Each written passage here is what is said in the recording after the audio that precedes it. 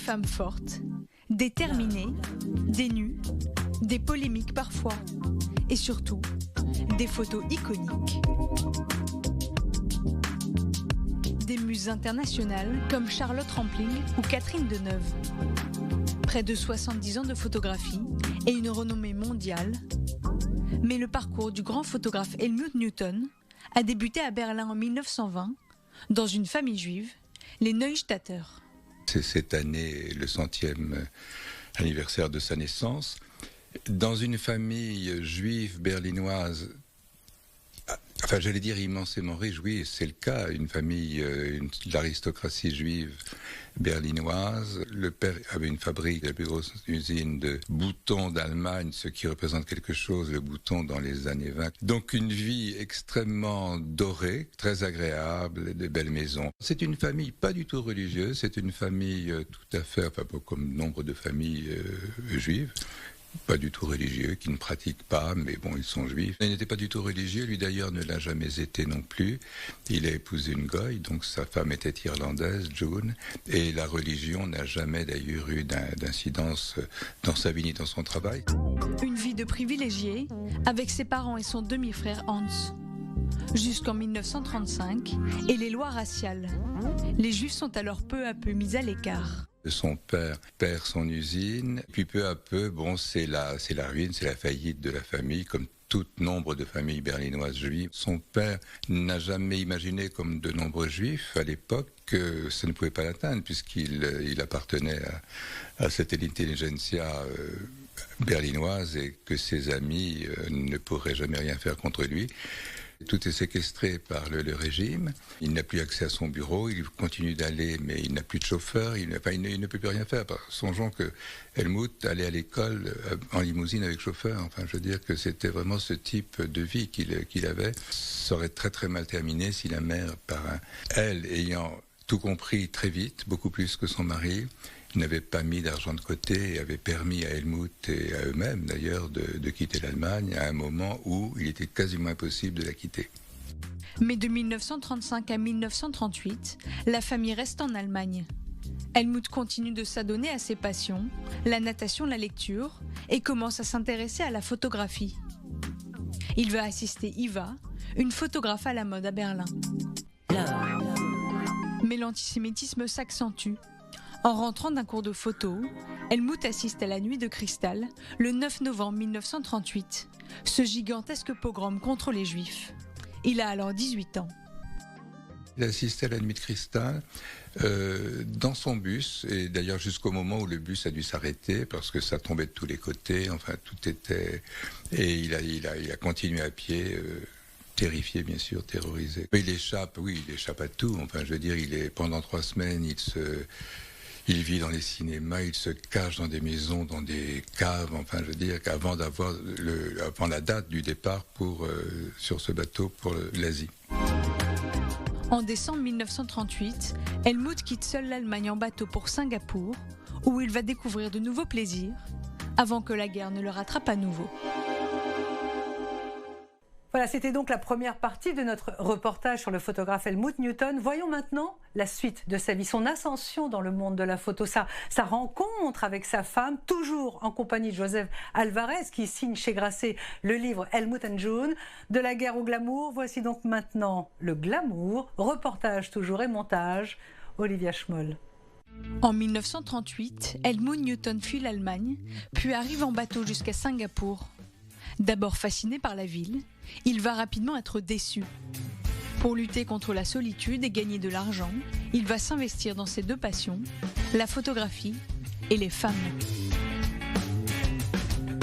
Très vite, à l'âge de 13 ans, il a décidé qu'il serait photographe, il a pris des cours de photographie, il a abandonné ses études d'une certaine manière à 16 ans, ne voulant pas passer son baccalauréat, etc. Il ne voulait faire que de la photo. Sa deuxième passion, c'était les femmes.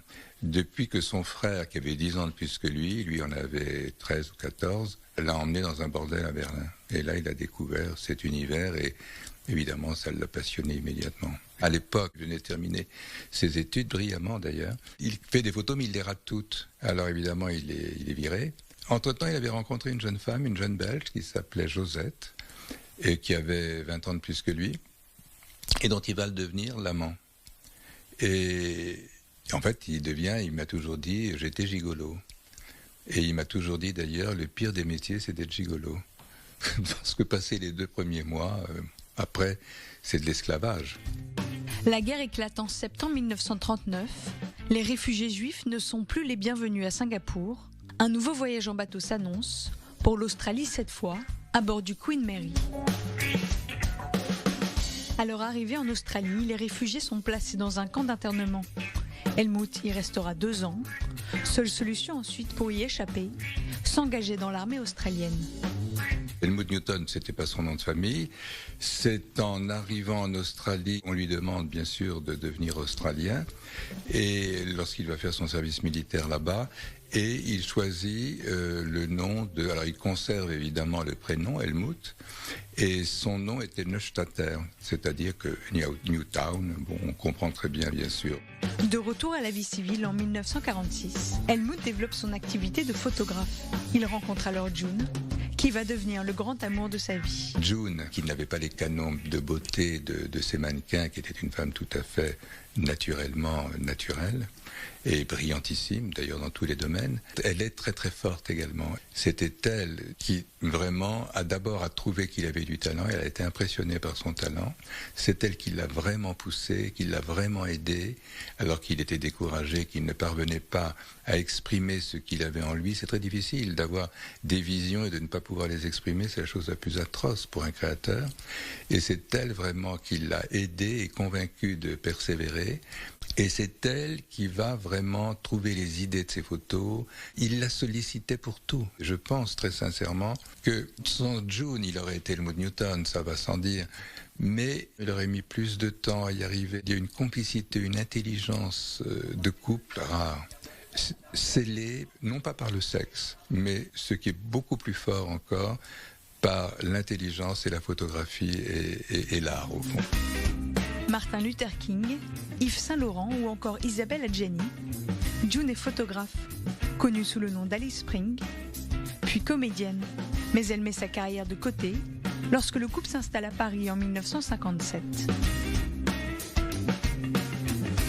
Sujet principal des photos de Newton, les femmes, dans des mises en scène millimétrées où le passé, toujours présent, influence ses compositions. Il a magnifié le désastre à travers son travail, dans son œuvre, mais très tôt. Car quand il montre des photos de mode, une femme qui marche comme ça à la campagne, avec un militaire en tenue à côté d'elle d'une manière très martiale, terrible, avec ces femmes nues, magnifiques, à casque à pointe, comme sa vie et ses malheurs personnels. C'est-à-dire que rien n'est jamais dit, rien n'est jamais appuyé, tout est léger, comprenne qui voudra. Il n'a pas fait de son malheur personnel son fonds de commerce. Et ça lui a été, d'une certaine manière, c'est très intéressant, et c'est lui qui me l'a dit, beaucoup reproché par la communauté juive. Devenu le photographe de référence dès les années 60, les magazines de mode se l'arrachent. Vogue, où il a carte blanche, mais aussi Harper's Bazaar, Vanity Fair, Elle, ou encore Playboy.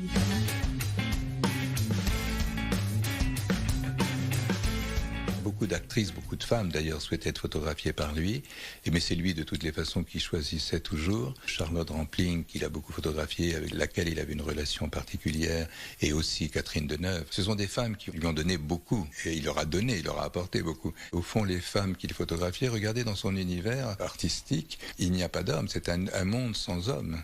Les hommes sont accessoires, les hommes sont là dans la photo, dans un coin pour compléter le scénario, mais ils ne sont jamais au premier plan. Et les femmes, ce sont toujours ces femmes fortes, c'est sûr, maîtresses d'elles-mêmes, désirantes. D'ailleurs, il disait toujours, rien ne m'excite plus qu'une femme dans les yeux desquelles on sent le désir. June n'a jamais été jalouse d'Helmut et des photos, évidemment, c'était quotidien. Et Helmut, c'était un véritable gentleman, une éducation, vous savez, prussienne, comme ça, extraordinaire. Et il aimait tellement les femmes, il aimait leur compagnie, il aimait leur présence, il aimait les photographier, bien sûr. Et par exemple, jamais il n'aurait demandé à un mannequin de se déshabiller devant lui. Il regardait les pressbooks, et puis il interviewait la fille, il lui disait...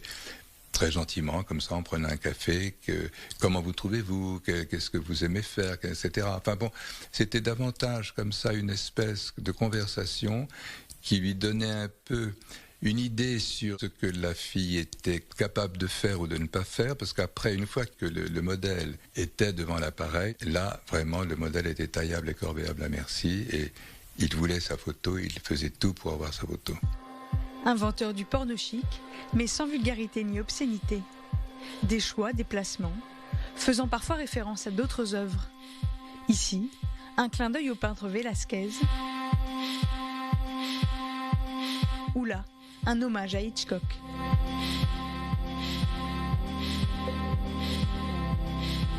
Puis il réalise des nus en très grand format. Il renouvelait sans cesse, il y avait sans cesse de nouvelles idées. Écoutez, regardez ces photographies, c'est inouï, enfin, d'avoir à ce point comme ça une imagination, et toujours évidemment les femmes et le nu, et les femmes en tout cas. Photos de faits divers, ou dans des motels sordides de Santa Monica, toujours un Polaroid à la main, le travail d'Helmut Newton évolue. Il ne cessera de prendre des photos jusqu'à sa mort. Helmut Newton découvre également Israël. Il s'y rendra souvent. Il était allé photographier Sharon. J'étais rentré mais bouleversé par Sharon. C'est parce que Sharon à l'époque il était dans sa ferme. Il avait rencontré un grand-père magnifique avec lequel il avait passé beaucoup de temps, qui avait raconté énormément d'histoires sur sa vie et il y avait une rencontre là très très forte entre Sharon et lui. À la fin du livre, la dernière photo, c'est une photo des pieds d'Helmut dans un hélicoptère à Jérusalem. Et dans ce qu'on pourrait appeler la boîte à gants de l'hélicoptère, il y a un pistolet. Et c'est qu'on interprète, parce que dans les photos d'Helmut, chacun interprète à sa façon. Et j'ai mis cette photo parce que c'est une photo que personne ne connaît, totalement inédite. Isabelle Huppert, Monica Bellucci, Cindy Crawford, Claudia Schiffer, Madonna, toutes sont passées devant son objectif. Il restera l'un des photographes majeurs du XXe siècle.